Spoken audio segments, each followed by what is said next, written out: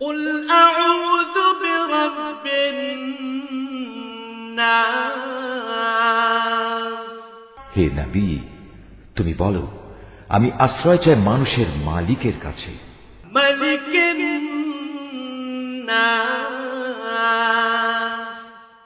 আমি আশ্রয় চাই মানুষের আসল বাদশাহর কাছে, إله الناس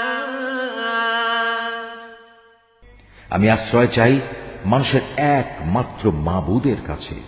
من شر الوسواس الخناس